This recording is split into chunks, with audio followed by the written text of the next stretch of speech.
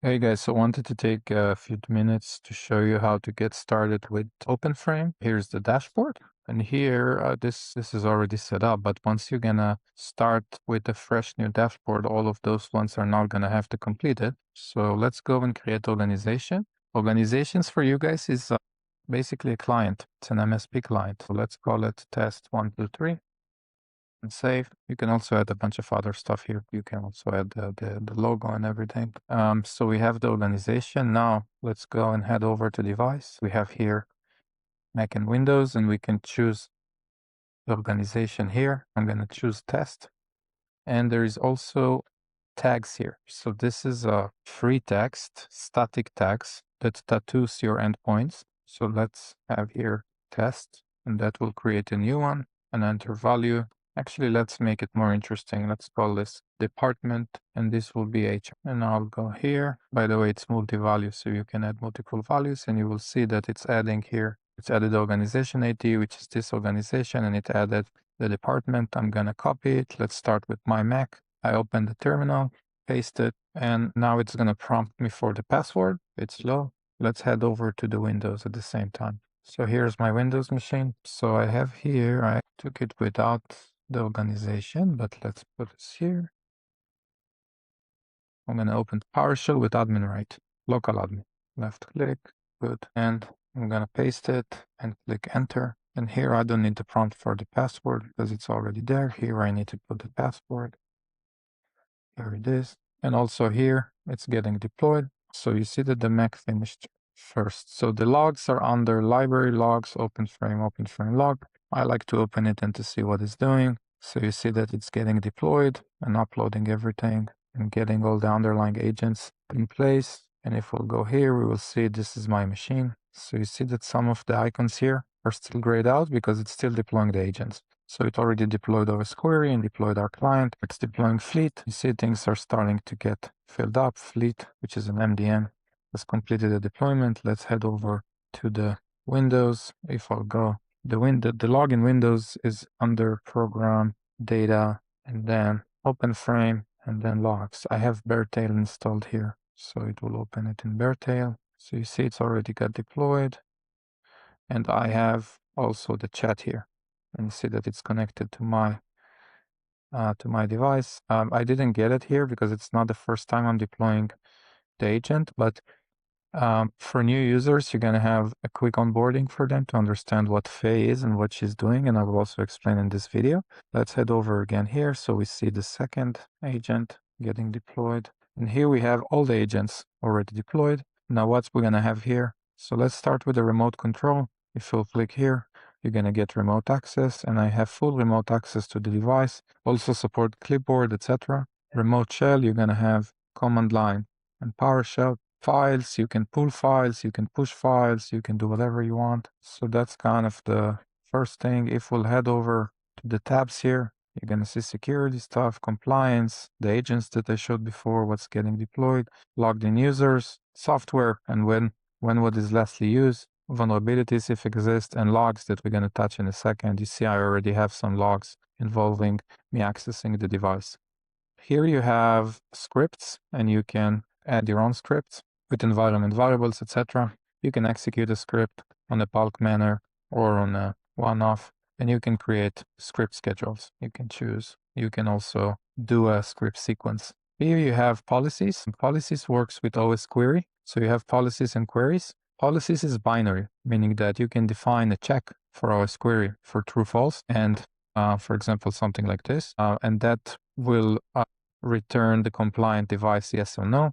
You also have query. Query will return something more interesting than true or false.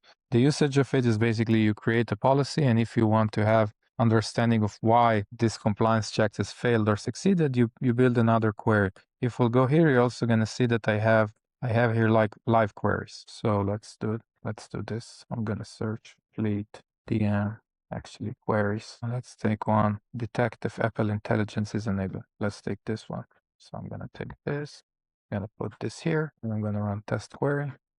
It's going to run through all of the devices. Great. So you see that it returns the answer. And this makes sense, right? Because Michael Win 11 is Windows device. But this returned value 1, meaning that it's enabled. And if you want to create a policy around that, you're just going to limit the amount of returned results. And then if it's more than one, it will return. Here is logs. All the logs of all the different products that we integrated into the system are here. They're being handled in a unified and a single structured manner. So you can see them here. If we'll take a more interesting log, for example, a command log. So that's an actual execution. It's device registered. Actually, let's take one that is more interesting. Okay, this one. You see that it returns the output of the script. Before we go to the interesting stuff, let's kind of go through the settings. Here you have the integrated tools, AI settings and guardrails. We're going to touch in a second. Architecture overview. This is more relevant for self-hosted. Employees, you can add your employees currently supporting only admin, but you can add them here.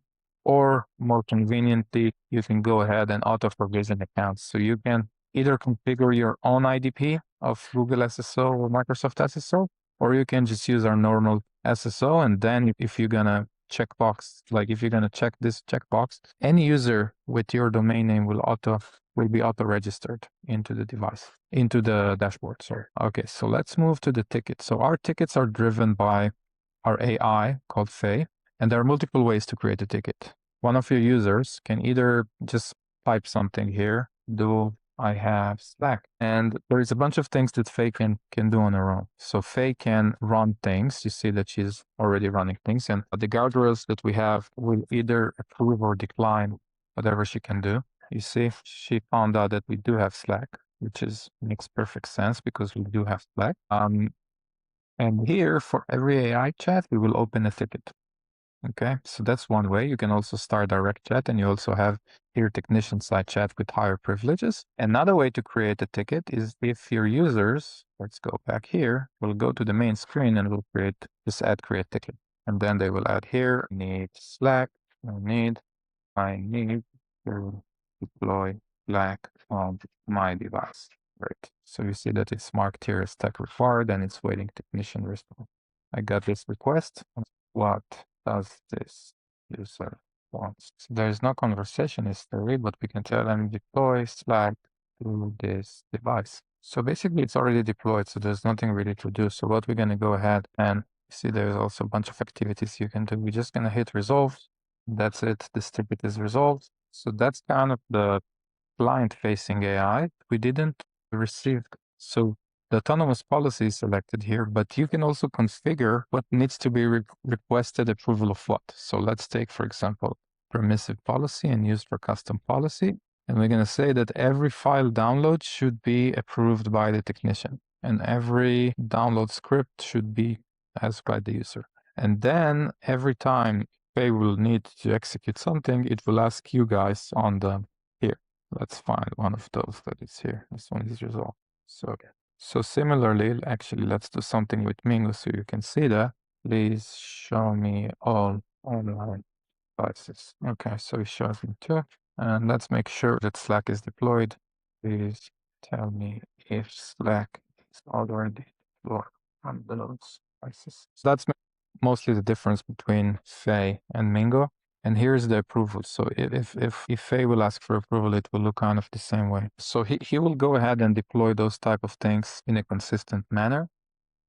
And he found out that the Windows doesn't have Slack. So we can tell him, please deploy Slack on all devices needed. And he will go ahead and do that. And that's the core difference between Faye and Mingo. Faye is a user-side technician that can receive tickets and fix them on her own. And Mingo is your co-pilot, is your technician assistant that can deploy largely scope activities, can do maintenance. And in the future, we're also going to have him actually being proactive about stuff. Few more stuff that I want to show here is that we have a chat here. So if you want, you can start conversation with us. We have our OpenMSP Slack community. If you join the community, you can also ask questions about the product. And another important thing is if you'll go to our website, flamingo.com, you're going to find here roadmap and releases. You're going to find here webinars, knowledge hub. And here you can ask kind of more general questions. For example, what's coming up this quarter? What's coming up next quarter? On the knowledge hub, we can ask stuff like, if you guys are interested, how do I sell posts? So yeah, we have a bunch of webinars, and we're going to do a webinar now in May, OpenMSP and company. Yeah, we also started a podcast. So if you guys want to be featured or you just want to listen to other MSP colleagues that share interesting stuff about open source or about AI. Thank you for checking the product. And again, if you have any questions, feel free to reach out. Thanks. Bye.